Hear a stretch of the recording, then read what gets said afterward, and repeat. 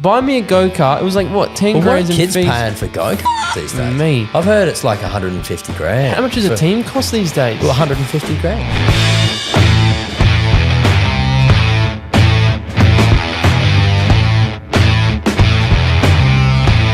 Live. We're here. So this is, I love this room. We finished it off today. It looks awesome. We got the sticker a bit crooked, but that's okay. That's your fault. That's your fault. We're doing a podcast, all right? Oh my God, it's another generic podcast about motorsport. No, well, yeah, we want to talk because we're currently in racing, and you obviously are racing professionally. I'm also in the Hyundai Excel. It's one of the best categories in the world you could ask for. And now we're here because we just want to have a bit of fun and talk about what's going on. Well, in our terms as well, because there's a lot in this motorsport landscape which we get a little bit frustrated with our mouths get tired, and yeah, we want our own platform to speak about things that people are a bit scared to talk about, and Well, that's true. Hit a wall podcast. So where did we come up with that, you reckon? All right. Well, you know what? You got to think hard about a name, right? Dusty was a weird one. That was a long story for later. But break a leg. I thought break a leg. I always got told in school, mate, just run as fast as you can in the school runs. And I did, mate. And break a leg was what I was told. And I thought, well, in motorsport, we get told the same thing, sort of, you know. Aim for the apex, but you hit the wall, right? That's it. So the show must go on. So if you tap the wall, you have an incident on track, you just need to keep going. So I hold the record for most headlights broken in a season in XLs, and that cost me a lot of money. How many? I bingled my headlights every race. I did.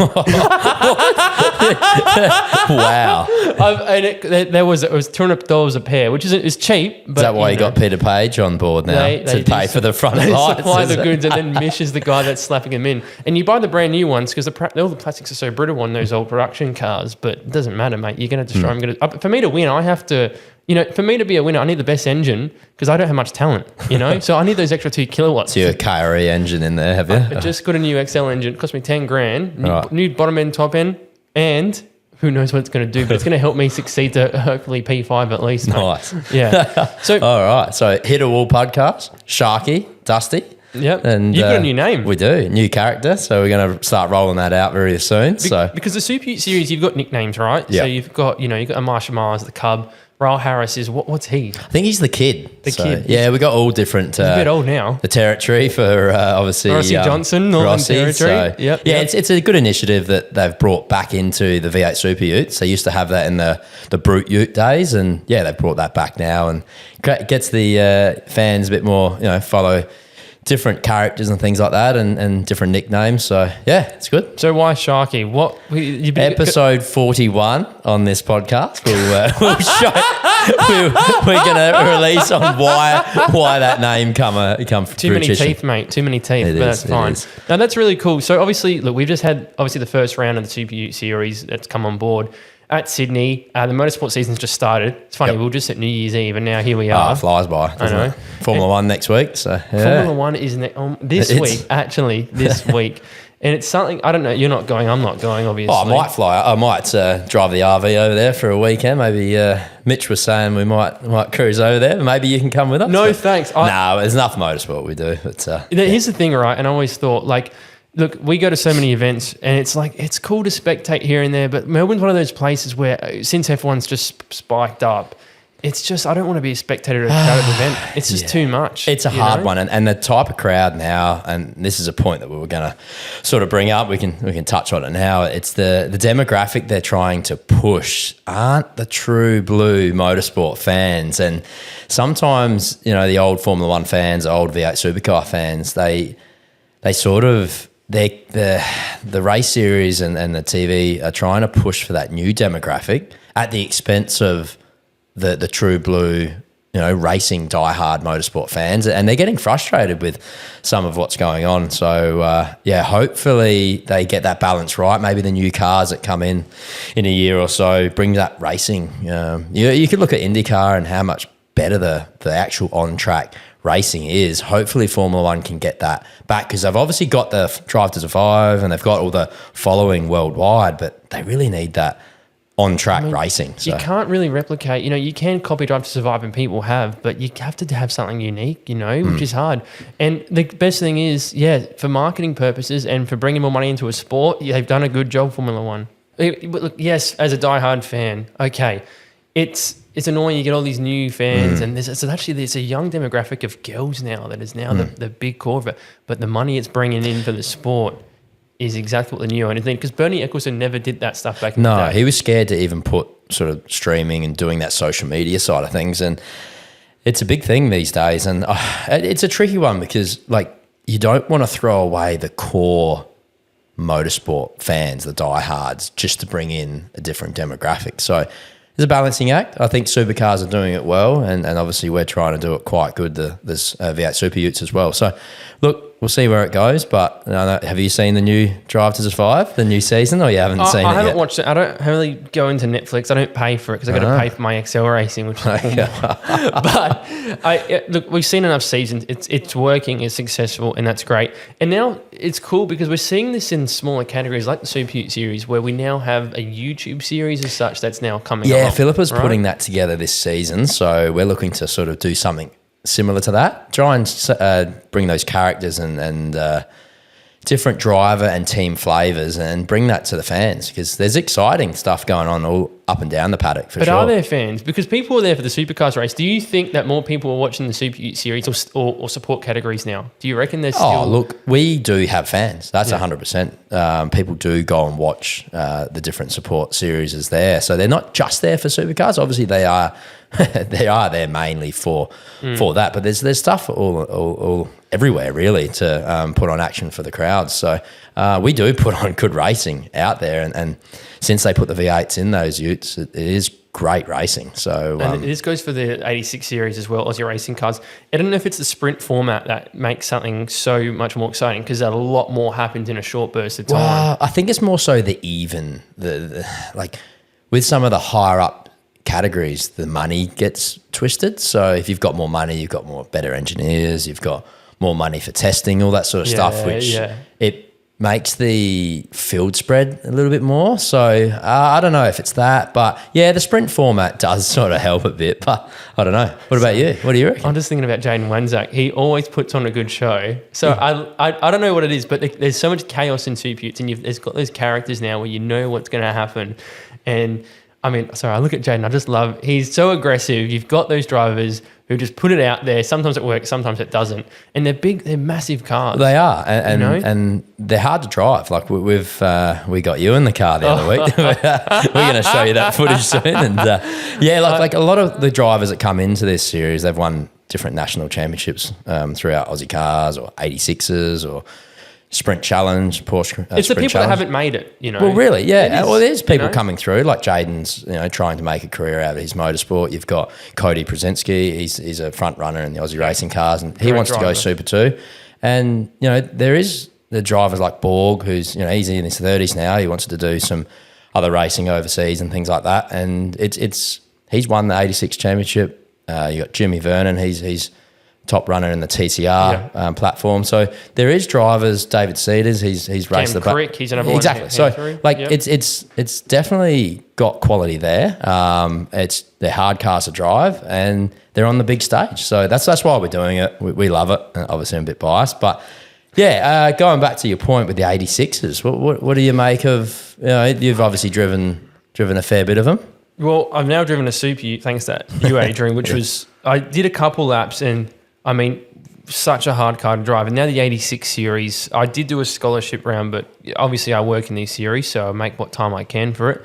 But the 86 series, which is something that you haven't done, a lot of drivers have, has come such a long way. I mean, it's always been a popular category, but now you've got the new GR Cup series. So what is the story? So the GR Cup are the old cars, correct? Correct. So the old scholarship cars, which used to be the GR Cup cars, that was the kind of chassis that was there at the time that Toyota had. But now there's a new chassis that Toyota's made, a whole new car, a bigger engine, new facelift model and all. That's a new car. There's big grids, isn't it? It's a massive grid. We had, GR Cup last year, which is the first time that Australia ran the series, I think it was a 34 car grid. Yep. And there was, mate, it's not easy. Like, there's some freaking impressive drivers who have moved up, and it is not an easy category. Now that the scholarship series has been around for a while, but they're just using the old car now. Now, scholarship, you have to now do it if you want to do GR Cup. So you can't just move straight into the national series. You can't just move to GR Cup. Right. And that's the big thing that they've had now, because there's so many people that have moved on to Super 2 or other categories. There's now plenty of spaces on the grid. So they're now, and before the first GR Cup round, you have to compete in scholarship series and be at the top of the point standing if you want to get an allocation for GR Cup, which makes sense. It does make sense. So I guess it's similar to what Super 2 is for supercars. They're feeding their own mouth sort of thing. It's it's that ranking, and you know firsthand, Formula Ford was the big thing. But this is, I think the 86 series is now the Formula Ford of the Supercars Championship to rank up. I mean, I find it funny because you go. It's weird why they've done that. I like it's Formula Ford. I still reckon would be a harder platform to master, and you just have to look at like some of the guys in supercars now. They come from the era of Formula Ford. Waters, Mostert, Percat, things like that. Yeah. They're hard cars to get right, and the tunability with a Formula Ford, you can send yourself down in different rabbit holes. Because you've driven one, haven't you? Used to race Team BRM. Adelaide-based. But yeah, like Mark, they were great. We did a fair few laps, Formula Ford. So it's hard. Why they went that way? I don't know. Maybe Toyota back in the day they put money in. Yeah, it is the money, and Formula Ford probably had a lot of money at the time to spend because that's where people were going. Toyota's now a manufacturer backing the category, right? And there's a lot of subsidized costs and whatnot involved, which is great. Like I think entry fees are way cheaper than Aussie racing cars. Ford did put money in. Maybe that changed or something.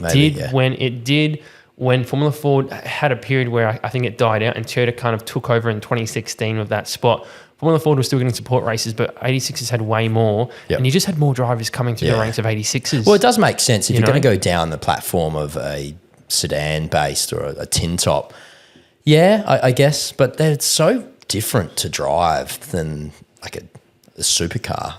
Heavy, V8, big brakes, that sort of stuff. And that's why I reckon the Ute series, if people, some of the people within the supercar fraternity and some of the media actually had a hard look at what these cars are made of and what the data between driving an 86 or a Ute compared to a supercar, they would be surprised on what you need to do to make these super Utes go fast. And that's funny because a friend of ours, Ruben Goodall, I mentioned that I did the test day in your car. He actually said that it was harder for him to adapt to the Super Ute than the Super 2 due to the low grip in the Super Ute with the semi-slick exactly. tires. Yeah, and no aero, no front splitters and rear wings. 86 is a low-powered car, right? You still got to do it right. Yeah. But give or take, I think it's just the market capabilities as well. Toyota's got all this money they're putting in. 100%. The drivers get way more out of it as well. I'll give you this point for media. So what happens in scholarship? The top 5 drivers that they choose get an evaluation day, and the winner gets to go to Bathurst. So they go to Norwell, they get tested. Toyota put in $80,000 to film this one-day event. Is this an inside scoop that we've got? Is this an inside scoop that we've got? The price. That's something that I've heard from someone that works in that industry. You're trying to change. I'm not going to say the name, but that's big. Something like that. That's big 100%. Money for one thing to promote these kids. And they're putting a lot of money, and their parents are putting a lot of money. So they're at Norwell, do they?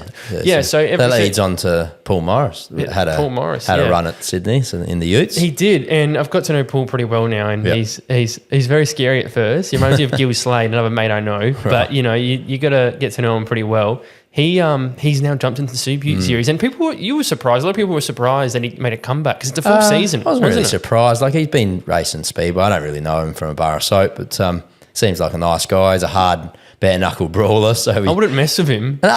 He's races hard on track, and him and Ryle are going to sort of had some battles, and I'm sure me and Paul are going to scrape the doors together throughout the rest of the year. But like him, he can drive anything that you throw at him, so he'll take him a few rounds to get up the pointy end of the field. But did that go to show with his experience where his results were? Do you think that just is a learning curve still? Like, he's not in the seat of his car at the moment, so he's probably getting his head around the setup of the car and things like that. And it's still a winning car. That's Cam Crick's old car. It is. Yeah, but the Cedars ran that car last year for Crick, so even though it was a SCTR sort of deal.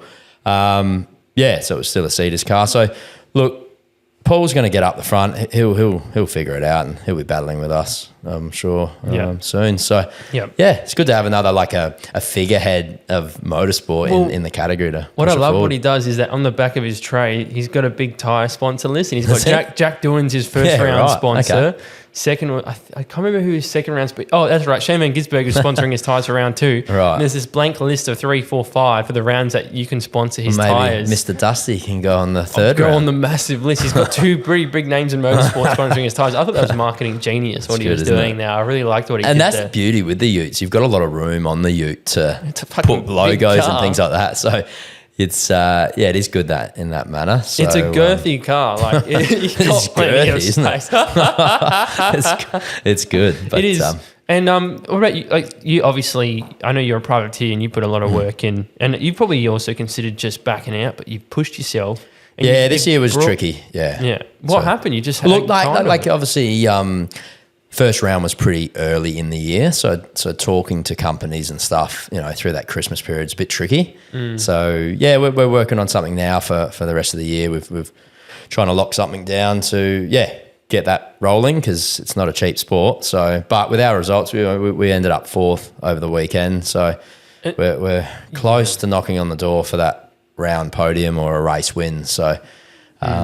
It's tricky. We were off pole for one of the races. It didn't quite go our way. I think the 500 last year, obviously, you were leading and then engine failure at lap 1, which was pretty tough for a privateer to. It's disappointing because a lot of our guys, we put a lot of work into this, and for me as well. We were leading our home race, and to have a oil pump let go and out of our hands, it's tricky, hard to swallow. But you didn't blow it up, which is smart. We And pulled over. You got TV time, mate. You had who was the commentator? It wasn't Krause. It was No, we got Nolte. So Matt Nolte was putting you on there. He mate. loves it. Yeah, he loves great. it. He's great. Old Speedway guy. Now, also back to the sponsorship side of things, as you were saying, obviously getting sponsors is pretty hard, and you can't leave it too late, can you? You can't be talking to people late January. No, so you really would want to get your deals done sort of late in the year for the following year. But yeah, we were still putting deals together for the Adelaide 500. So it's one of those things. We'll be right. We'll get it together, and we'll be fighting for some wins for the end of the year. Good. So P4 so good. P4. So we'll roll off 4th in qualifying for Tasmania. So that'll help. Obviously, being in the slipstream, you'll need that for getting a decent qualifying because it's pretty dependent on slipstreaming there. So yeah. So what are you looking at like cost wise for a round as a privateer then? Because like you can probably spend you can spend like 30 grand a round if you wanted to. Yeah, hey, like on I a think team. like I think 86s are probably around the 25 grand a round. So I think utes are surprisingly not much more. I think it's between 25 to 30,000 for a team. It's a lot more then- car. It's a lot more car. Well, it is, yeah, and you get more share of the TV time as well. Whereas 40 car fields to 24 car fields, you do get more slice of the pie. But yeah, sound check. Sorry, I love you, Scotty. Love you, Elliot. I needed a drink. Thirsty over there. So yeah, like look. What were we talking about? 86s. Cost. Yeah. Okay, so for us, we're looking probably around the 20 grand, 15, 20 grand around to run your own car. As a privateer. As a privateer. Fuck, that's expensive still. It is. Say 15 grand. What's entry fees? 4 plus GST. It's not bad. 86 is 5.5. But Aussie, no, hang on. No, it's probably a bit less. Oh, Aussie cars Aussie cars is 5.5. Yeah. So Toyota subsidised, I think it's 3.5. Because you get like $1,000 off. Are you committed for the whole year with the 86? Is that how it works? That's my demand. Like this is the thing. Like the media side of things, it's hard to race because all these upcoming drivers. You get to network of them, and there's so many drivers you can pick. Well, and you choose work from. on a race weekend. Yeah. How many people you worked with? Even Suputes now. Like I think we had like 6 or 7 drivers. Oh, fine. Yeah. But like now, we're hiring more people, and like here's the thing. Like, and I look at scholarship series now as well. Scholarship is a state level series of the 86 series to move up. How much is that hinted to be? So if you went with the team or you're something. paying just a bit less than GR Cup, I reckon, because you're still. crazy. Here's the thing, right? And I rocked up to my scholarship round. I did a round for fun with my mate Craig Thornton, whose car it was. I said I want to do this for a YouTube video, and I rock up to the track. We've got their little simple trailer and whatnot, and next to me is these massive transporters. You've got TFH High with their 4 cars rocking up. You've got the other people on this side. I'm like, what am I? This is state level racing. But the trailer never won a race. No, But they've got the crew. Yeah. These people were spending 30,000 plus on a round for a state level. This is for 86 scholarship. It's treated as a national category, Right. and it's a bit intimidating. But it's like, holy crap! Like even at this level now, like scholarship series for 86s, they're all fighting to get into GR Cup and move up from there. People will spend the money if they it's a can rat spend race. the money. It's a rat race. It's a good group. Like the drivers, it's a good list of drivers. Like I did okay. Like I was midfield, but oh my god, Where everyone crashed out. well, To- it's the wrong place to be. But, did you know, have any damage for I that did. weekend? I did. I was in a sandwich between two drivers coming into, I think it was turn 7, S&P, that left-hander. Got sandwiched, broke a control arm, and that was $500 to the Neil Bates team. Yep. And I started last, made more places up. But it was just one of those things that was like, yeah, don't need to be here anymore. Far out. no. It's a lot of money. It was a 10 It grand is. a weekend. That was on a mate's rates cost. And I was like, for me, it's like, It's big money. I could have brought a nice camera for that. Yeah. But, you Well, know. we need one here. So Yeah, if we anyone's out there, Canon, Nikon, who's wants to come on board. But all right, anything else for that round one? What's anything sparked your interest? Round 1 at Sydney Motorsport Park for Timmy the Trumpet. supercars. What do you for reckon? fuck's sake. Oi, so I don't know if you got any You can't swear that's 10 grand. 10 grand. That's fine. 10 grand. Don't get me started on that yet, because I want to. Right. Because Timmy Trumpet, I remember I was just saying to Did Tim, you go and watch? No, I didn't have to. It Why? was in the media centre. The race finished. Next minute, the base hit the tweeters and the speakers went to the wall, and everyone chasing up to the main straight. They were Oh, so you were still there? They pushed the concert stage straight on after the race when Cam won. And there is people from the grandstands just running to the main straight while teams are trying to pack their cars up, and there's people just herding around while people were trying to pack up, and these just Timmy Trumpet coming on. Do you know how to? Have you ever played a trumpet before? I haven't played a trumpet. Have you? But Is that what you did at school? But or Timmy trombone? did. No. Well, I think the concept from what I saw was pretty cool, like main straight and whatnot. But it was like Full on. fire up the poor, I the reckon poor it's a good thing. teams. Whoever decided for them to come on board, I reckon it's a great initiative to try and bring that different demographic. Every round should have it, because Yep. let's be real. You look at the 500 when what was Red Hot Chili Peppers came. Yeah, half the that- people yeah. buy their tickets for the concert. Yep, Why yep. not host it there? Yeah. And But the Red Hot Chili Peppers are in between sort of the young to old generation. You know, Whereas yeah. they have a lot of old bands at the Adelaide 500. I reckon they need to spruce it up a little bit and sort of. Jimmy Barnes and all that. And like that's great. Maybe they should have that on as well as a DJ yeah, but set. who's going for Jimmy Barnes? But we got They are, and we though, got because the after parties demographic- to go to. But I don't know. No, but look, I think it's good. And every round probably should have a concert. It Gold brings Coast a lot is more. good. Gold Coast is amazing. It's one of the Yeah. feature rounds, but Yeah. you think if most rounds can have a concert, Laughing. you don't want Hilltop Hoods every day. Like they're good, but you don't. Well, change it up. Bring some of the DJs, a Psytrance or something. I don't know. Ticket Bring sales, it in. half the, if it's worth the value of paying for the person to come, but half the ticket sales are because of the concerts they have. I know a lot of friends that would just like who goes Live Golf, for example. You think about it, how many people went to Live Golf for the freaking 100%. concerts? Yeah, that's good that you brought that up because Yeah. that's a success here in Adelaide, and obviously around the world.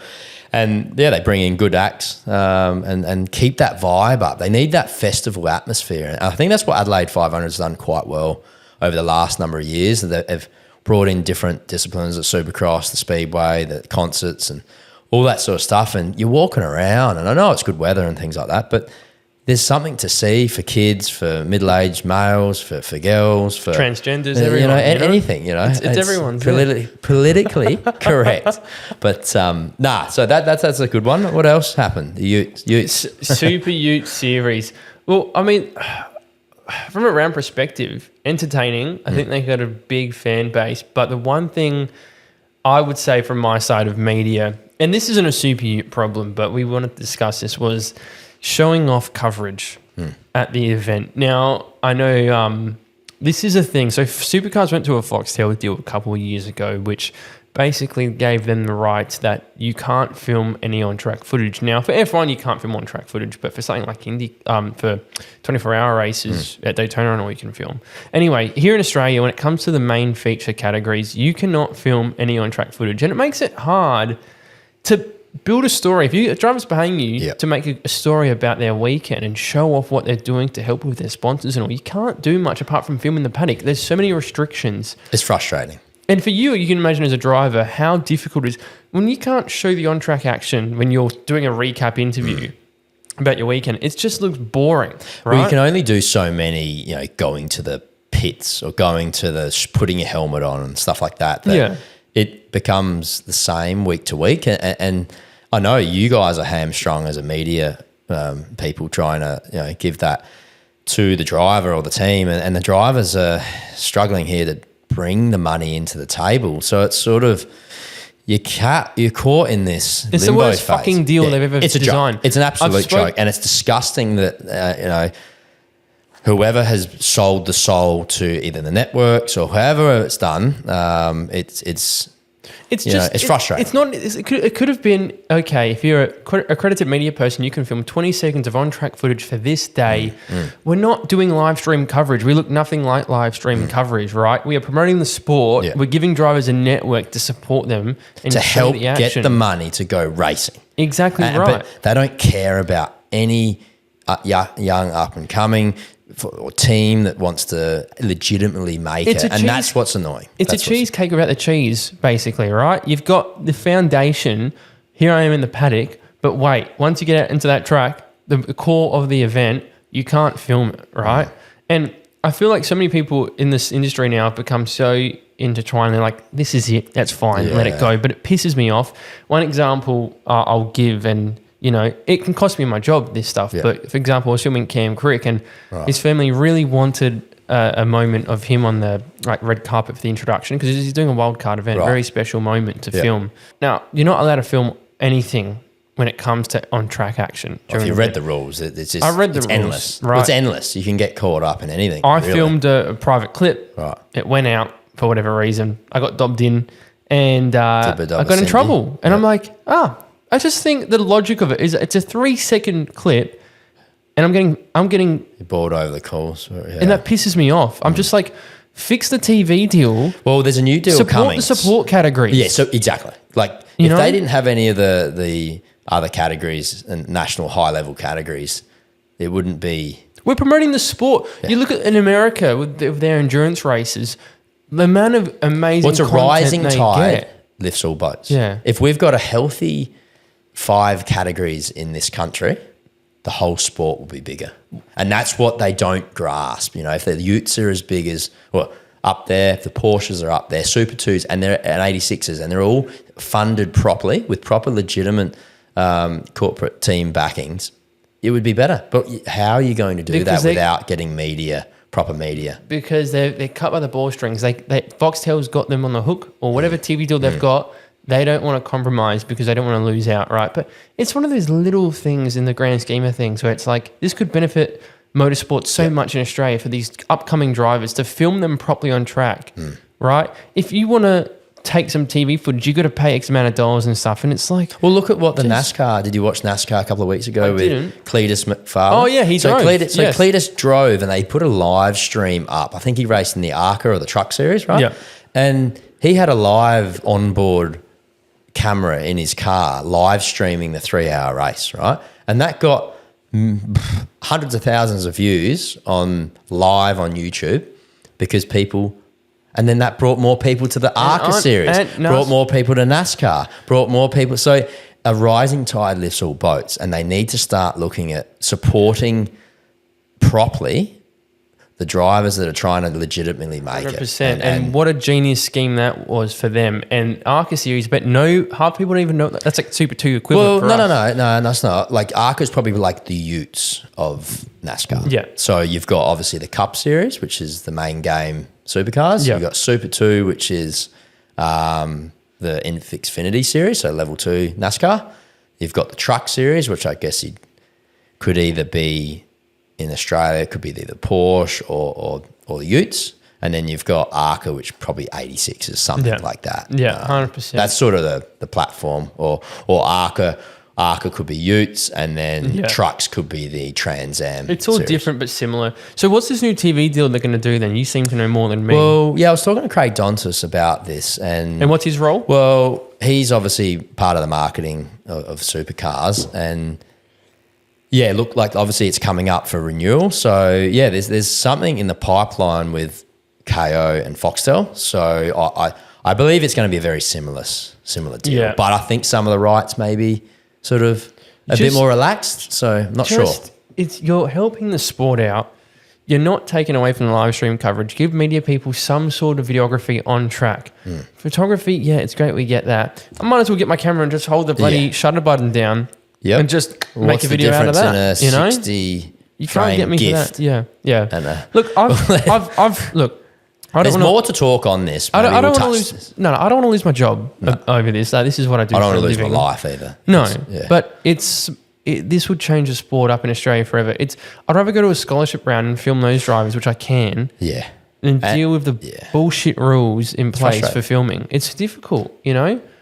I can do a lot of fun paddock content, but it does upset me, and I hope the new TV deal recognises that. We've got good people behind it. I respect Craig is amazing. Philip is doing a lot for us. We can't put onboards either, and that's what's frustrating. That's shit. Like we had a good race over the weekend. We would love to show some of that to our fans, and we can't see it. Look in Carrera Cup in Europe.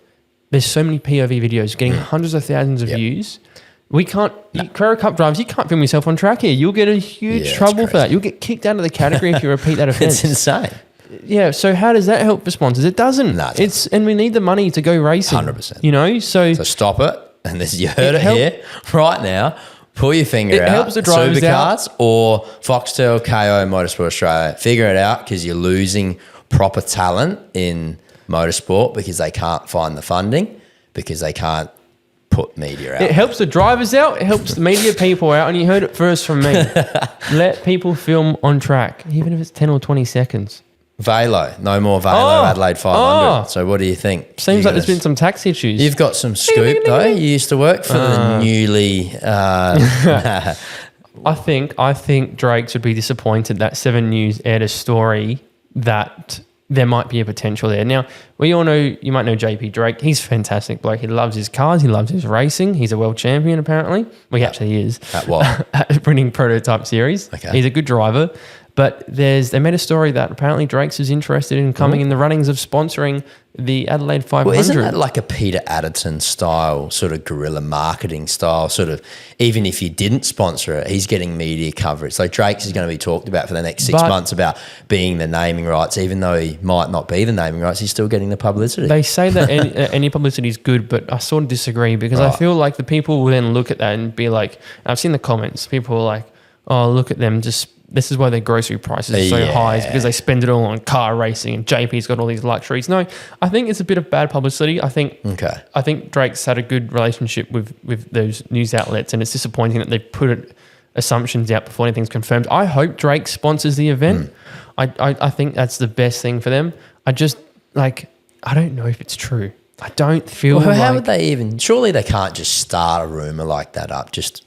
I don't know how they found out about it as well. Like, look, from what I understand is, yes, there's an opportunity there and they're passionate and they're involved in some forms of way with motorsport. But, you know, someone has to who else is going to take the spot? That's a good question. Well, OTR was like rumoured a few years ago and they brought that same sort of rumour mill. But how would that benefit the Shahins? I don't see, like, they've got their own racetrack. But he's passionate. Sam's passionate about motorsport, obviously with the Bend and his own racing. And that's correct. Like, maybe he wants to launch more sort of service stations in well, then he's out of the game. But he's out of the game. They've got the Bend Motorsport Park. He's out of the game now because they've sold it off. Shell. So, yeah, I don't see that. Where does it kick? Because they've got their own racetrack. Yeah, I don't see OTR being... Who else could be a sponsor of the Adelaide 500 that we know? I mean... call in. What's our number? 161 41 41? Maybe Blockbuster, mate, will make a return. But it's... Or Cheapest Chips, mate. The cheapest Chips 500. That's a good one. The cheapest Chips 500. Yeah. I mean, why doesn't Coles and Woolies come on board and do... No, actually, I want Drake's to sponsor it. I'll take that back. I don't want them. So you are part of the rumour mill. I think Drake's will be involved in some form for the 500. Yeah. But as a we've got to get Matty Goff on here. He's a marketing manager, the legend himself. So we've got to get him on board. And the thing is, I can see, you know what? Matthew Goff is definitely spoken to Drake, so I know that for sure. Well, maybe, have you seen an email? I haven't seen nothing else. I don't know anything else. But Drake's will be involved in some form, I'm assuming. Right. If they sponsor the event, I would love to see that. I love Drake's. And their prices are the same as everywhere else, you fucking idiots. Yeah. So stop assuming that. And stop stealing from Drake's as well. Also, you're going to be in a video. I used to edit people that were stealing from Drake Did ya? Supermarket. So You used to work with JP, didn't you? I used to, and Right. he's taught me how to set up half this stuff here, thanks to his podcast. So Drake, you've stolen all his ideas. We're going to be on one of his videos. and speaking of which, I was just in his LFA with Charlie Dixon at the LA Motorsport Festival. Right. Such an amazing cast, awesome group of cars he's got. But he did start all this, and people used to steal from our supermarkets constantly. And we used to roast him online. Well, JP used to roast him, and I got the honor of editing all those videos. Well, like when you look at what he's done, I've seen a few of those videos. He makes it funny. You know, what is he going to get? A chocolate cake back? Like to make a funny video out of it, get some likes, get some clout, and promote Drake. He's promoting Drake, and he's having fun with it, and that's what it's about. Good. Have fun with something that's maybe a mundane topic. Supermarket. How do you make it exciting? Well, he's the guy known for the toilet paper saga, where he was roasting somebody for stealing too much toilet paper and then getting it refunded. He makes stuff fun out of nothing, and that's a lot of stuff that I learned in my marketing and all that. With that, just bring something to it, right? Well, that's what we're doing, me and you, with some of these videos we do across the weekend, because we can't film real stuff. Correct. So we do some of that humour, and it works. Like there's a few guys overseas that are doing it quite well, some in NASCAR, some in the IndyCar. Especially and NASCAR. It is. There's a lot of fun teams. Well, it is, yeah. And that's what I think Tickford's doing some of that now. And, you know, speaking of which, Tickford's won the media award, which I'm not surprised about. I think the team, the social media team, which I know pretty well, have fucking killed it. The comedy that they bring and the character they bring, you're bringing more personality to drivers. And what you do in the paddocks, you can do so much in the paddock, and you have to utilize that, which we've done with your racing as well. They have so much fun with it. Everyone's following. Fans love it. And Yeah. like we did the video of the glove one for the ute, and the gloves were waving in the sky, and we got like 5 or 8,000 views on that. The Morkey one was the funniest. Everyone knows Richard Morkey. We should get him on the podcast. Well, he's the kind of guy, no, because yes, sorry, Morkey, but he's the kind of guy that he would talk too much, and then we made the skit where it's like no one gives a bleep. And everyone can relate to that in the category. It was just a light-hearted sort of... And this is all the young drivers. You got to have a bit of character to yourself. If you're not the funniest guy in the world or funniest girl, it doesn't matter. Have some character to yourself, all right? The whole recap interview stuff is boring as shit these days. I came P6 in a race. Just fucking, like, it's good to know how to communicate, but have some fun and build some narrative your videos. So hire Dusty Media out, because I'm the one that can make your ideas to make you as famous as Adrian, the Sharky. Get it right. Get it. Come on, Sharky, mate. Adrian Cottrell. I mean, look, the reality is, right, if you want to be a winner and you got low budget, have some character. Yep. You know? 100%. Yeah, big time. All so right. That's all your 86 or go-kart kids out there. It's these days it's moved towards that social media side of things, and it helps. You know, you still need to unless drive. your parents have got $500,000 coming in every day, which they do. I mean, if my parents are filthy rich, I wouldn't give a crap. I'll just jump in the car and there you go, mate. I've done my job. I'm going to get hired anyway, because all the big teams need money. They'll just pay. I'll just pay them a bit of money. There you go. I got my seat in You the went to a supercars. private school, didn't you? Oh, I told mum and dad. I said You shouldn't have went to a private school. I said I want to go karting. Right. Put me in a public school, and they wouldn't. They didn't understand what the hell go karting was. Right. Buy me a go kart. It was like what 10 Well, grand what are in kids fees. paying for go-karts these days? Me. I've heard it's like 150 grand. How much does a team cost these days? Well, 150 grand, 200 grand. There's so many new chassis. There's so many new manufacturers. So many new teams. AKC's sold out, which is great, but it's expensive as hell. A chassis is what, $6,000 minimal. Yeah, it's gone away from the mum and dad and son goes racing and have a bit of fun with it. But you can can't. you though? I think you get a national karting, and I've seen so many parents. Right. They jump into the 86 series or another category. They're like, "Why is everyone being so nice now? This is so much more relaxed." You go to AKC Nationals, it's cutthroat. Don't talk to that person. Yeah. Don't be friends with that kid. They always promote the whole, obviously friendly thing. family friendly, It's not. which they're trying, but It's not. It's not. Nah. The first form of motorsport, everyone is the most serious as can be. It's cutthroat. It's lost its way, I think. Like people should be there for the fun and to learn your craft and have some fun and go racing and learn what a setup does. But at the championship, you can't. But what is it? Do you know anyone in supercars what they've won go-karts? No, I haven't. Exactly. I don't really give a shit. Yeah, no one cares. But they know about Formula Ford or Super 2. Yeah, but it is. And I get it. It's a way you need to have that to boost up your career. Don't get me wrong. Go-karts are the best version of motorsport in terms of learning kart craft or car racing, racecraft. I get puffed out in a go-kart. It's not easy. Yeah, you have a go on the KZ too. I've got in the shed, mate. Anyone that races KZ, I got a lot of respect for. They're brutal. If you can do 6 to 8 laps fast, plucking gears and not sliding out the car, it sounds easy. Well. It's not. Nah. It's not. Those guys are super. That'll be fit. my next video, guys. KZ with Totani. But here's the thing: I understand you need to make good first impressions, but the amount of money that people can spend. But you got to get out of karting straight into XLs at 12, 13 years old, straight away. Yeah, or 14 for Motorsport Australia. Is it 14? No, I think you do. I don't know the rules. Anyway, you need it. Yeah, people get stuck in go-karts. Just get out of there and get in the cars. But then cars is another. Well, actually, karting can cost as much as XLs cars. and state level 86s. Well, I just probably eat my own words there. State level 86 is quite dear, but you could get an 86 yourself, run it yourself, and do it on a budget. There's one kid I know called. Actually, this is a fun fact. I only saw one kid out of those 38 drivers that was running his own car with his mum. Really? Young Ashton Kadich from XLs. Wayne Kadich you probably know from Supercars. Yep. But this one kid, he's learned everything himself with stringlining cars, setting up cars.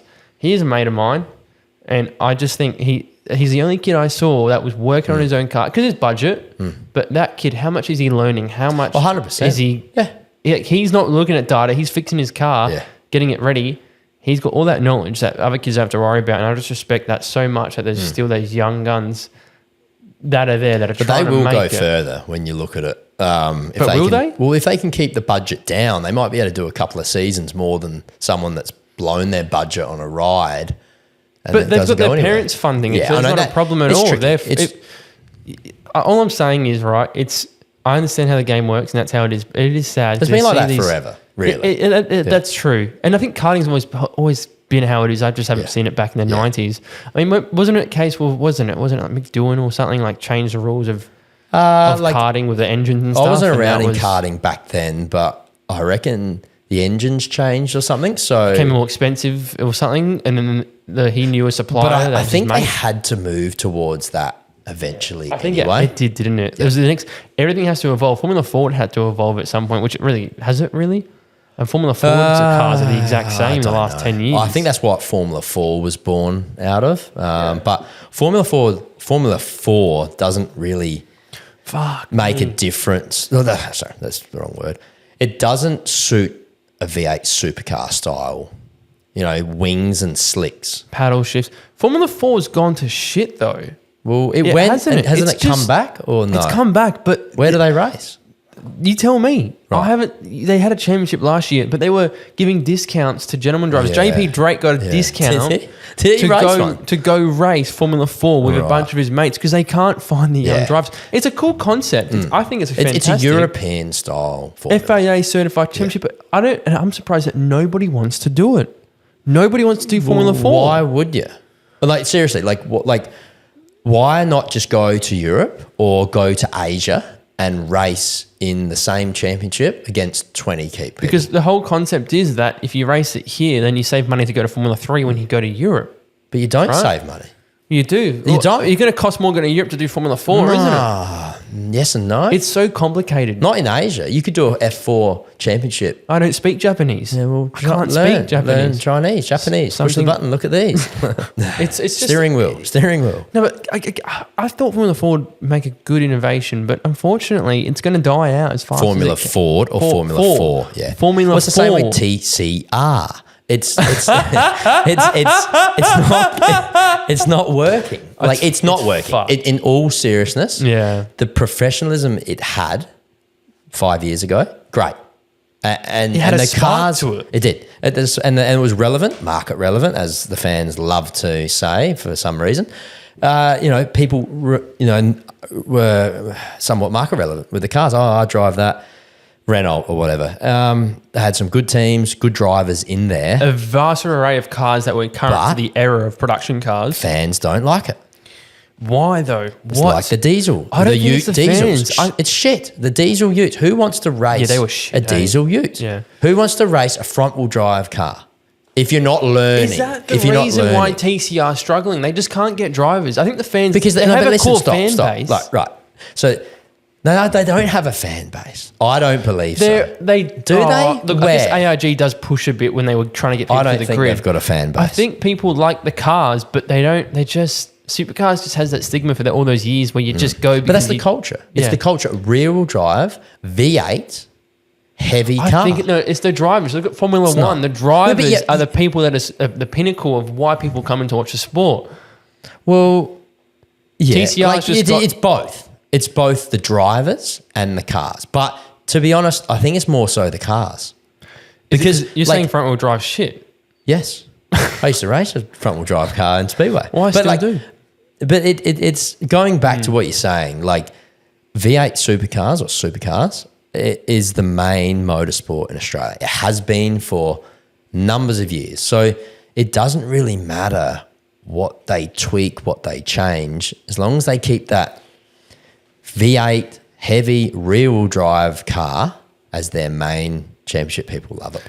Simple as that. Look at how many generations NASCAR has changed from, but people follow the sprint car. And this comes back to why people aren't going to that category, which is TCR possibly, is because it's not bringing in what they need compared to same cost of what 86s might be or whatnot. You probably want to be on that supercars You have to grid. be on You the have su- to be on the super calendar. I even look at people doing Trans Am and whatnot. It's like, where's it? I guess that you're learning the fundamentals, but where do you want to be?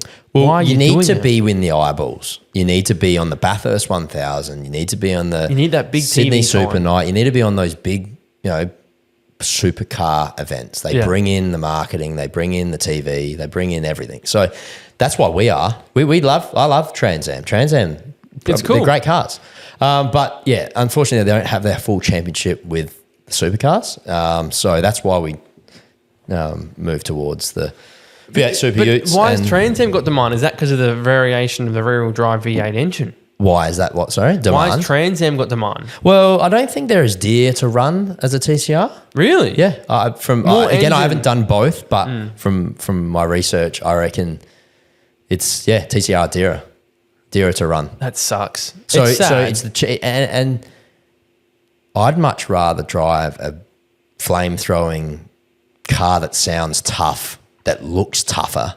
They look than a hard to TCR. drive. They do look hard but they to look drive. better. They, Like it's like a sexy-looking Trans Am Nah. is better than a supercar. I'm all about the racing no matter what. It's all about the racing. No Well, the matter, racing's better in Trans Am.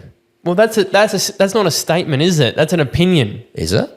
How many passes? I like what- do the numbers of Yeah, because there's more cars in Trans Am. yeah, exactly. Okay, look, the problem is that we don't know, but TCR is probably, unfortunately, on its way out in Australia. It's had its spark and it's sad, but While we got there's onto too this many was- categories there is, anyway. yeah, they need to nip some of this and leave it as state level. Fucking orgy of categories.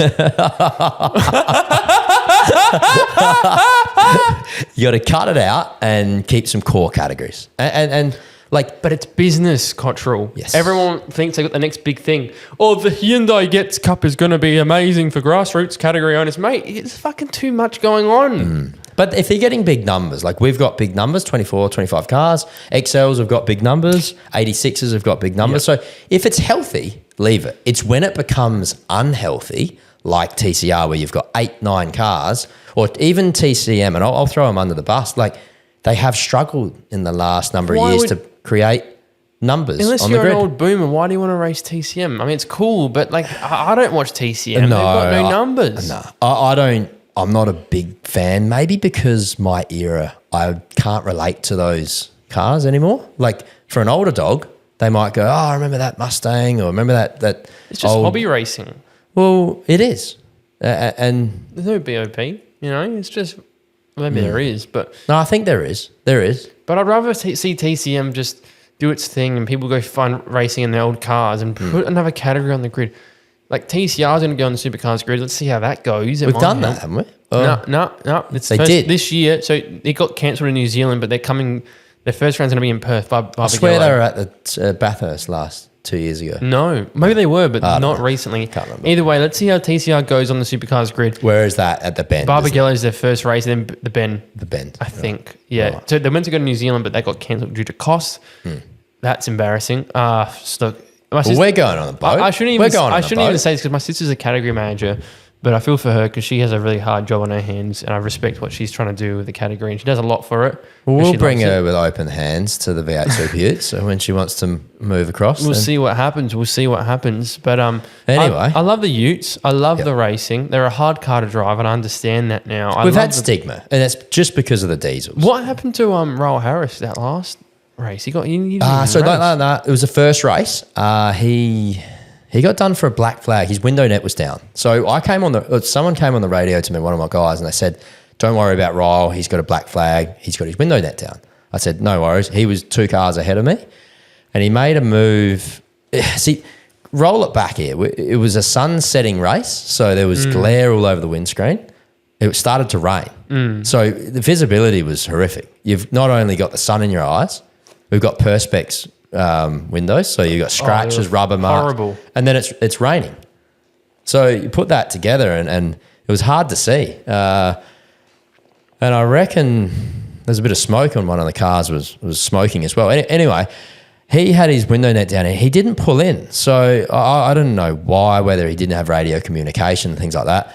He kept finishing the race, and apparently he got told to leave. So I don't know the full story, but he got told to pack up and so go you're home. saying that he might have put his window net down during the race? No, he didn't. I believe he didn't have his window net up. So one of the crew guys didn't put it up, and he was trying to get it up on the roll around, and then he couldn't, and then he got black flagged. So the marshals have been on focus point then. They were definitely looking, the marshals. Well, they do. You can see it pretty. I think the commentators even said it. Yeah, on the TV. So look, to be perfectly honest, I did not see his black flag when I was going down the start straight. So I was looking. You look into turn 1. You don't look to the left. No way. So it's a fast flowing corner. I put my hand on my heart. I did not see a black flag, and I would have seen it because he was just in front of me.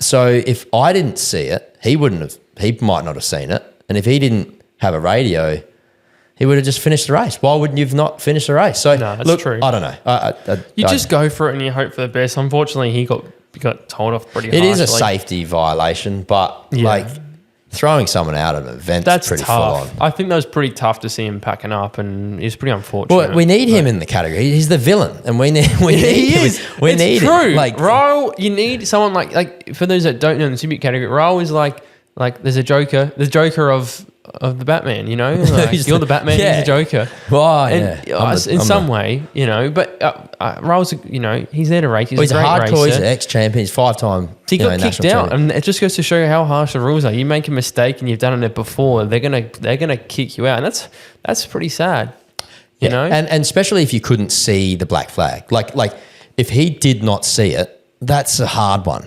Because I didn't see it. Well, in the steward's room, how would that have gone down? It would have just been opinion after opinion. And sometimes the stewards can just get on their high horse. And the thing is, if you argue with the stewards, you're in trouble. You have to respect the stewards because they will. Well, you've done a piece on this, didn't you? I think, right, I've got in trouble before. I've made mistakes. I've said things, but you need to keep your mouth shut with the stewards because if you say the wrong thing to them, they can kick you out. And I always say, show some respect, but then after you can call them. No, I'm kidding. To all the stewards that I've affected. Look, Have you affected him? Have you affected him? When I talk to a steward, this is how I go. So you made a mistake, Mr. Dusty, in turn 2. You took him out. I'm so sorry. I know. I obviously made a mistake, and whatever you think I should get punished for, you can tell me as you want. You can bend me over and tell me how it is. You've got to respect the steward. You've got to be. But then he'll get him more angry. No, you give them the high ground and they'll think this poor kid's so innocent. So you sit lower, yet leave him higher ground. Yes, Mr. Steward. Yeah. Well, you can't. I can imagine Raul probably argue with the steward. Well, he would. I'm just guessing, but you got to be careful because they will mess you up. We need him as a category. Like great racer, puts on entertaining racing. So hopefully he's back from round 2 onwards. But I don't know what they do, whether it's a ban or something like 6-month ban. I don't know what nothing's been officially put out there there's yet. so many, and you know what? It would be, if you saw Paul Morris and Roll having a go at each other in the paddock, I would want to see that on socials. But unfortunately, no, it's not corporately safe to put that up. Yeah. Swearing bans. We got told you can't swear in Super Utes now. Who said that? Is that a rule? You guys aren't allowed to swear on videos I'll and stuff? fucking swear if I want to fucking swear. But you're not allowed to. You Why? were told in Sydney that What? there was a meeting. You're not allowed to swear because sorry, I might have got this wrong. Super 2, you're not allowed to swear because you're under the FIA sanction of categories. But we're all under FIA because it's an FIA event. So I guess. And look, I won't go into it too much, but what a stupid rule that is as well. It's Isn't that it? corporate towing the corporate line. This is what I spoke to earlier in this podcast was bringing in new demographic of people at the expense of the core blue collar motorsport demographic that don't mind the swear, don't mind the That's the passion finger. in the Yeah, moment. exactly. You're telling people in the moment. Well, look at the that's most viral content that went on was Scotty Max when he said, "I'll give it some Jandu," and fuck yeah, and that went viral. The crowd loved it. And The that's crowd it, loved exactly. it. So 7 News can let that go at the time, you know. It made TV. Well, the problem is even like doing a burnout after the race. You can't do this, you can't do that, but yet they'll use that as a promotional tool for the next event coming up, and that's what grinds my gears. You look at F1 radio. You know, in radios, if someone sweared, they had a 5-second buffer to censor it out. Just do that. Yeah. What are you too scared that your commercial partners are going to bail out because they're woke? Well, then don't be sponsored by them. Don't come to the sport if you're too scared of it. Well, look at UFC. Who are you upsetting? Look at UFC. That's a good example. Like they're beating each other's head in, right? And how many corporate sponsors they got? Plenty to keep going. UFC's gone a long way as well. But that's beating someone's head into the ground. Yeah. Like, and we're lost. Yeah. People are lost in this sport, motorsport, and I think we're trying to please the wokeness. They need to let it go. Yeah. Whoever's 100%. in FIA, Motorsport Australia, need to realise Well, it's the FIA president. it is, but like Motorsport Australia and Supercars to bring in rules that follow their narrative, and we need to be careful not to. Yeah, but we just suck them off, don't we? Australia just listens to whatever they hear. Well, we're followed by them, I guess. We're insured by them, things like that. But that's getting off topic, I guess. What about this whole wokeness? This is lead into this. The Aboriginal community with Bathurst. Oh my God! What do you think of that? It is disappointing that I think this is the thing. The media has told the story, and I reckon it's causing more of a divide because how you hear the topic is the Aboriginal people of this area want to stop motor racing. That's how it sounds on the media article. It causes more divide between the communities. Right. Now, okay, it sounds. The story was that someone spread their ashes. Okay, someone's ashes were spread. And they want to make the land historic. Is it correct? They want to make the land historic. Yes. They want to make that part. So, and now they put this application in, and I don't know how that affects the events or whatnot, but it's just. So they're trying to take the land. But they're why? trying to take the land away. But it's a certain minority group that want to do that. hang on. But this is. I've just read an article. I think it's today that came out, and it was fake news. Apparently, Fake about what? So the community doesn't want to do this. So how did that come out in the So someone must put an application in about someone's ashes being spread, and now all of a sudden, where did it come from? You're right. That's what I'm saying. Let's go to Speed Cafe and have a look at this because So either there's been some fake news put out, Well, that's what- or because of all the backlash, this community has decided to bail out and say they haven't said this about claiming the land of Mount Panorama. that could be also. I mean, but that's the thing. The government sucks up to this stuff as well. They should find out the information before they go off and, here we go. So what's the news? So the council rejects misinformation claim. Hang on. The council's now saying that they never got a claim about it. Hang on. Is that rejecting the false claim? They're rejecting the misinformation claim. Does that mean that? That's bullshit, guys. There was a claim put in. The press has gone all over it. Everyone's been so disgusted by it that now they're trying to double track their losses and say there was never a claim put in. Misinformation claim. Hang on. This is getting twisted the more I read it. Just read it. Read the damn thing. Right. So this is the original one. Misinformation. Bathurst sacred site claims denied. Claims that there are sacred site claims being made on Mount Panorama has strongly denied by the Indigenous group in question. So according to the report, the reason for the application was the ashes, like you were saying, were scattered a couple of years ago. The matter was quickly pounced on by the Nationals candidate. If this gets up, it'll cripple the 1,000. Rightio. However, fresh new existence of any heritage application has been firmly denied by the traditional owners. In the lead up, we are dismayed at the pooled commentary. Who put the claim in? Someone put the claim in. Why else would the media be outing it? They haven't had a lot of backlash. I'm confused because So they're saying that they never said it. So the traditional owners are saying they didn't say it, correct? That's what they're saying. Right. And then the latest one is saying that the council is denying the misinformation. So the council's not saying that they denied it. They said that it was never a thing. Right. Which, from what I understand from that article. So how has this been twisted? So the original article was Mount Panorama is in doubt over future events, right? That's the number one article that originated, right? Because of the ashes getting... that would be... So they're basically saying that the Bathurst wouldn't happen. Right. Yes, correct. If this went through. Number one. That's the number one. Number two then came out to saying that it was misinformation. And then a third thing's come out saying the misinformation has rejected the misinformation. So, do you know where I'm coming from? So originally it happened. Secondly, no, it never happened. To now going, no, it did happen. I don't know what you're saying it didn't happen. And I find it strange how they said a couple of years ago that this happened and now it's coming up now. Why is it coming up now? I reckon it did happen, mate. Well, haven't we got voting coming up? So we do. Elections. We do. And it all goes back to, not getting too political, but I am. It all goes back to what the majority say.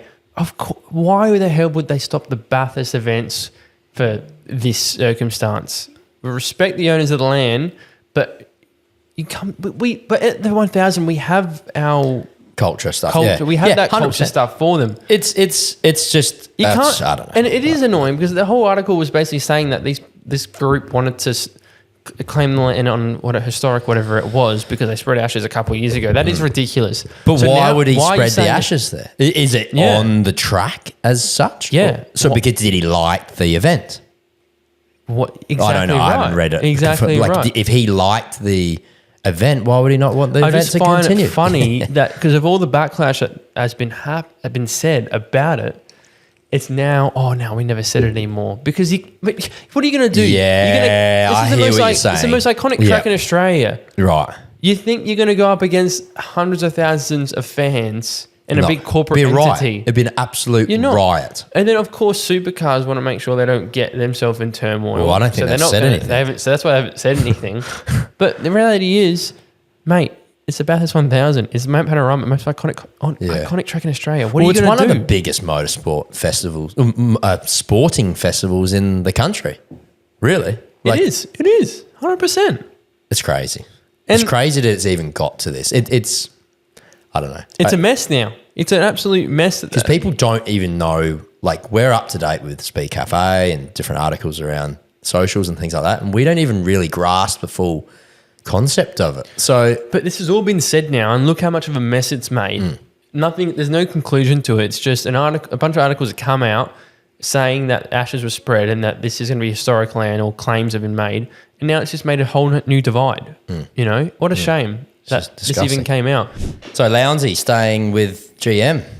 Well, I got confused. He left Triple A. So what is it? What do you mean left Triple A? Obviously he's leaving Triple A. Yeah, the team. But what's his role going to be with GM? It hasn't really. Has that been discussed? No, I don't believe so. Look, I think he's got a good partnership with GM, and I think AC Delco, because obviously Borgie was mixed up with AC Delco, and Lownsy and Borgie were mixed up there for a year or so. And AC Delco is like the supplier of parts and GM. fluids and GM. It's So all like connected, it's a good basically. partnership there for him, and to lose that is hard for him to Yeah. put those partnerships together. So I think he wants to race for a few more years in those enduros. So It's sad. A lot of people are being very critical and saying that he's getting too old now and whatnot. Like he obviously in the 12 hour had an error. what's too old? This is what I don't is. grasp. It Like is. I've got a bit of a beef to pick with that whole concept. Like you don't think Borgie can race a supercar? He definitely can. He's 32, 33 years old. Why can he not? Oh, he's too old. No, he's not fucking too old. But it doesn't make sense, dude, because like a 21-year-old that's just done 3 years of car racing, he's better than someone that's been racing for 10, 15 Exactly. years. I don't grasp that. That's in my own opinion. If you're in optimal shape and have the experience and you've been consistently doing something, Why didn't someone give him a shot at Super 2? Groom him into someone for 10, 15 Absolutely. years. I don't know. I just don't like it. It's weird because a lot of good drivers have gone on the wayside because they're 5-6 years too old. yeah, that's very true. It's crazy. It's disappointing. I mean, I think Lownsy's, he's been driving every single He's second fine. week.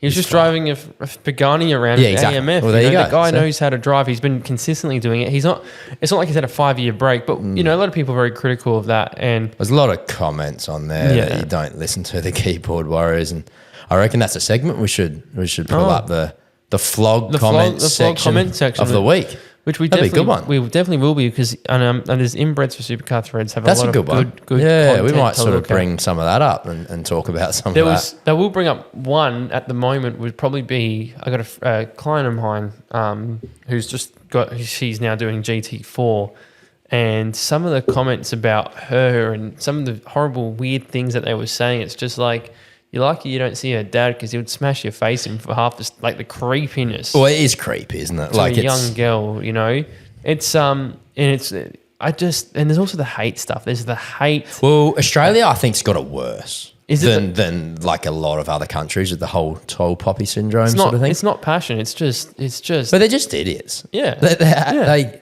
What do you know? But their entertainment for the night or for the week is to either stir the pot or to be negative. Yeah. They're either that toxic in their brain that they think that spreading their negativity is reckon fun for them. Most of these people, the ones that don't actually watch races, they just have that assumption that Mark Winterbottom's just definitely not got it in him now. And just some nasty stuff. They don't actually watch the races, do they?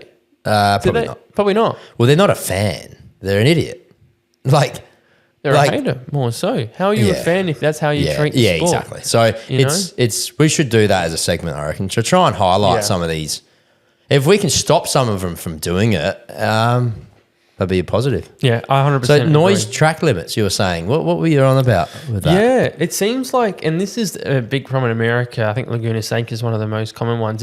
And it's happened to one raceway locally in Sydney. Is the track noise limits are becoming absolutely shit show. I went to do a track day at S&P, or booked my flights. Next minute, sorry, this track day now has a sound decibel limit of 88 decibels because the council is not happy. The residents aren't happy. They're complaining.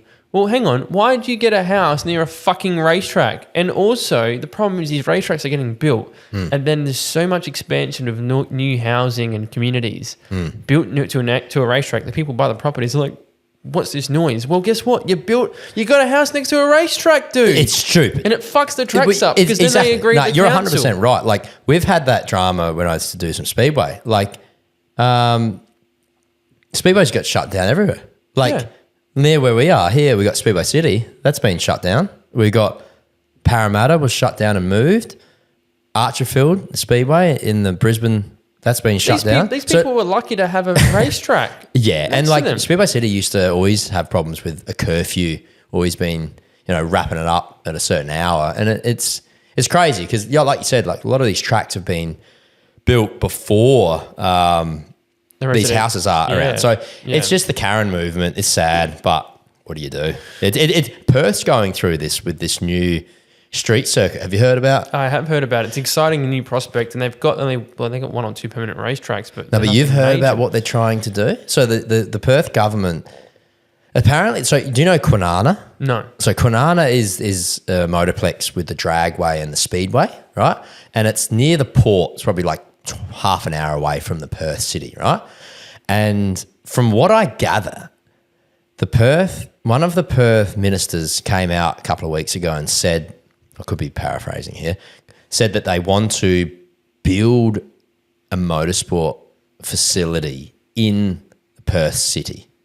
Right in the city. Yeah. Permanent one. Permanent one. So I don't know how that's going to work with Wow. 410 sprint cars and top fuelers going past and, track days going on every second day. I don't know how that works when you've got the city right there.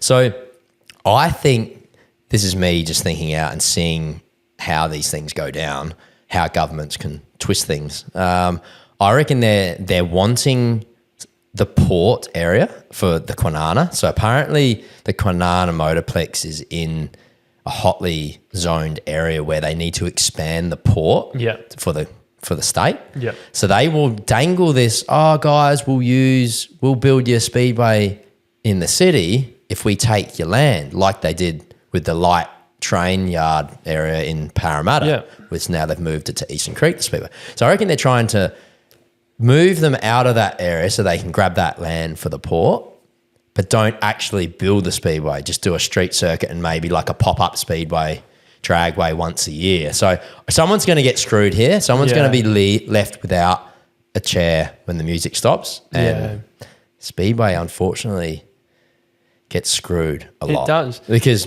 And how much does it cost for these one-off race events to build the tracks? It's a lot. Stupidly expensive. But if it brings a return, maybe it works. But why build a track in the heart of the city as well? That's very unusual still. I think Perth, they do love motorsport over there. So if they can make it work, do it. But there's people that don't as well. That's the problem. And this is the thing, like One Raceway, for example, had the same issue where it's in a kind of like a farm area, but there's one resident that does not like the place and the noise that can affect it for everybody. It's one person, right? Why doesn't the government just go, listen here, mate, this is it? Shut up. Yeah, I know. That's what I thought. Like, fucking, you live here, mate. It's your fault. It's literally weekends, a bit of background noise. Absolute we need to Karen change that behaviour. narrative. Yeah, it's disgusting. It is, and S&P's having a pretty hard time. So what were with it you? now. You had an issue or something. My issue was that I booked in a track day with a track car for testing, and apparently this session they changed the rules that there was now a decibel limit, which wasn't on the entry form. Because there's now new council laws because people were complaining about the noise limit on Friday night. Sydney's ages away from. Apparently, they're building something around the area. Apparently, S&P makes too much noise, even with those dirt mounds. Someone's complained. The council's agreed with them.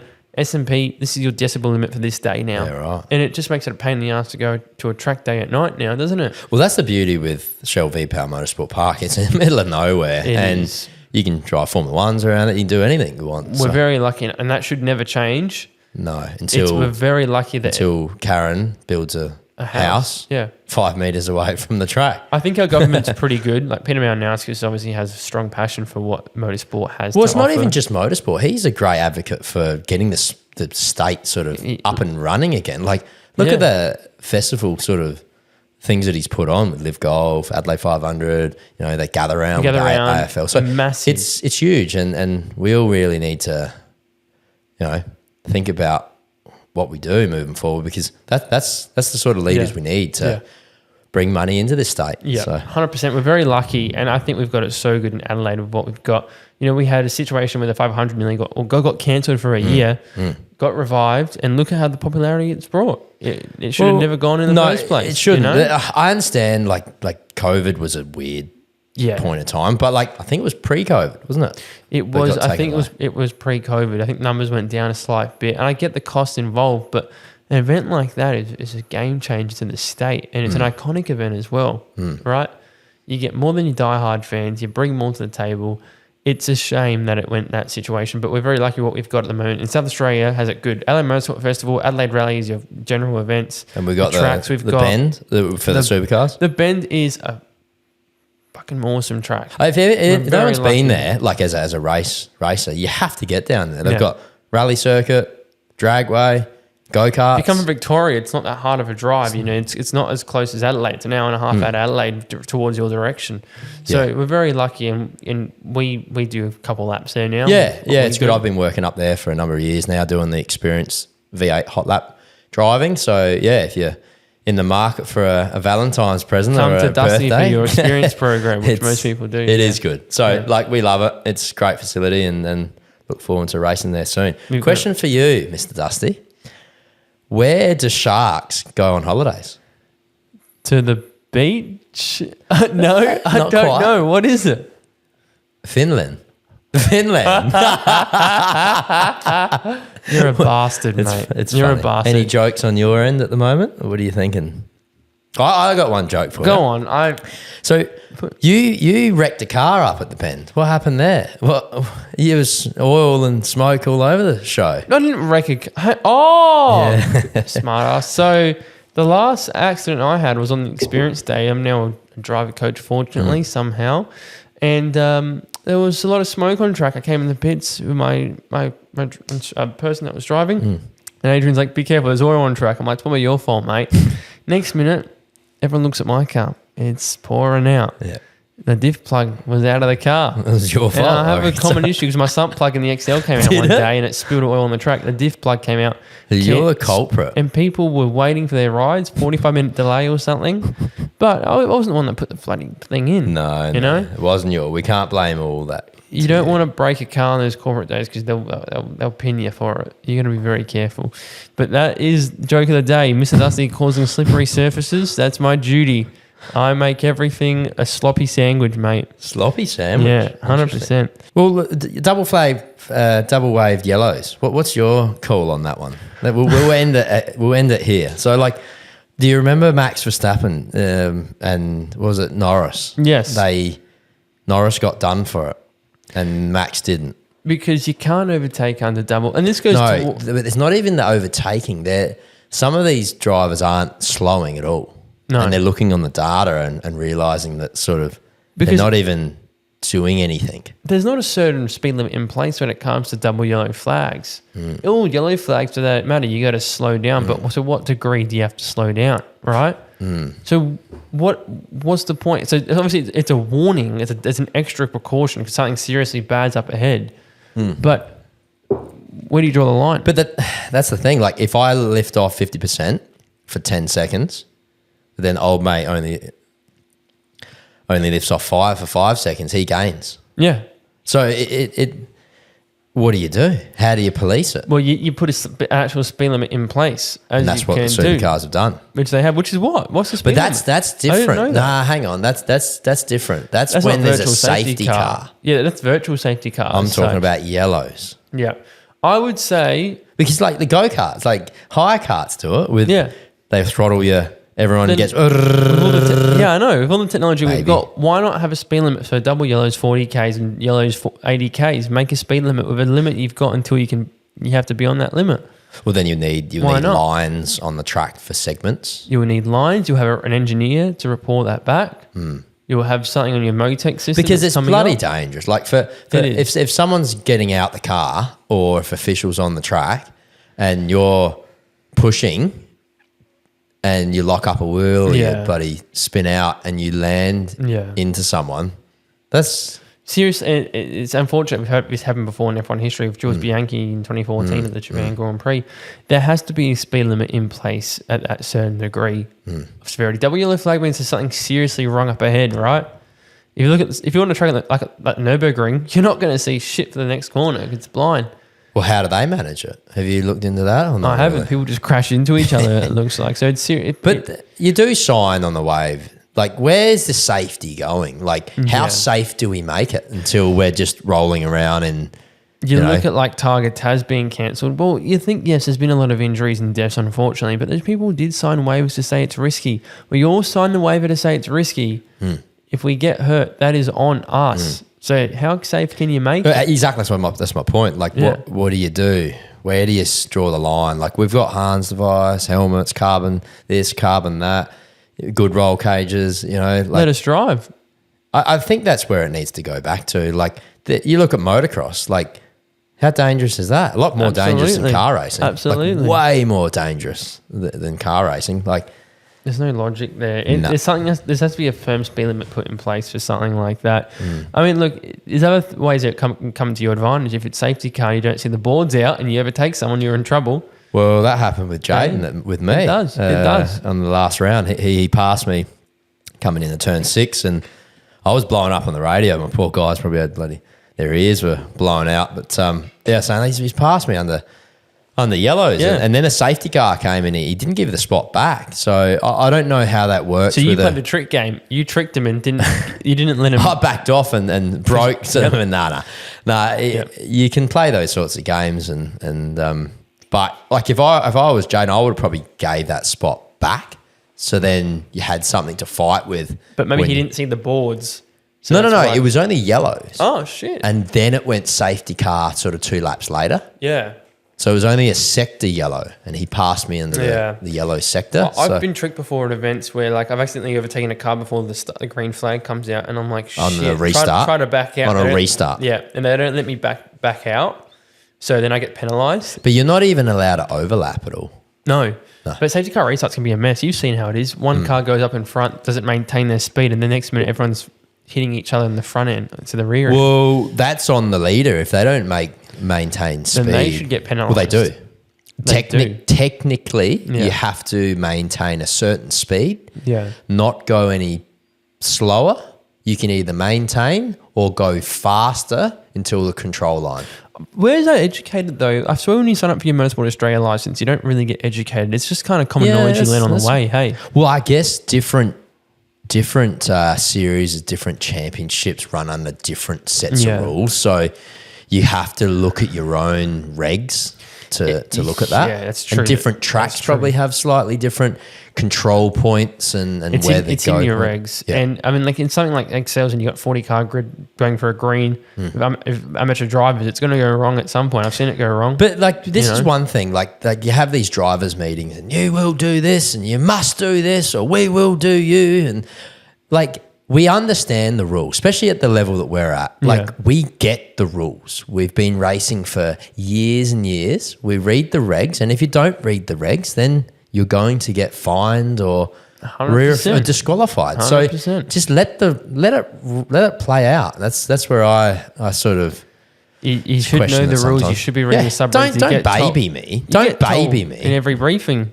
You read the sub-regs and then you'll find your ways in there. 100%. That's your advantage, getting a couple more points in the bag as well. If you read them, if you read them properly and you know what you can either get away with or you're not allowed to do. It's the quote of the day, read the regs or get the pegs. You know, that's how it's going by these days. So we're going to do some interesting things next few episodes. We're going to bring in some guests. We are. I'm really excited to... Big guests. We've got some guests, and I think even at the level that are higher than us, but... to a point, those upcoming drivers especially, people that have been involved in motorsport, to bring their insight in. I'm really excited to have those people on, especially in the Adelaide area. Like, we want to stick to having people on in person. We don't really want to go to the webcam. It's a hard one. Like, we've got a good studio here. We've done a lot of effort building this, and talking in real life, you can really get to the bottom of things a little bit more. Yeah, 100%. Look, if we have to, we may Zoom call or something, but for now, we want to stick into... doing it in person. So this is the first of many, and I think we've covered a lot of very important topics. But I just love what we've done to the place. Like, this is obviously your property, but it's just beautiful. It just looks cool. It looks really cool. We put the final stickers up today and the TVs on, and we just thought, damn, like, this took a long time to make this happen. People that know or have done podcasts before, they'll understand. There's a lot that goes into it. A lot of money as well. So, if you just little things like the cords, like how much frustrating. Like the type of exact cord to activate the camera to what quality we want. We've spent a lot of money on things that we didn't need. We just made mistakes on the way, and basic things not working. We figured out that should have been easier than they were, or they were harder than they were. But we're not tech savvy. Like we sort of grasp. You're better than me, and you shouldn't be. I shouldn't be. I'm a driver.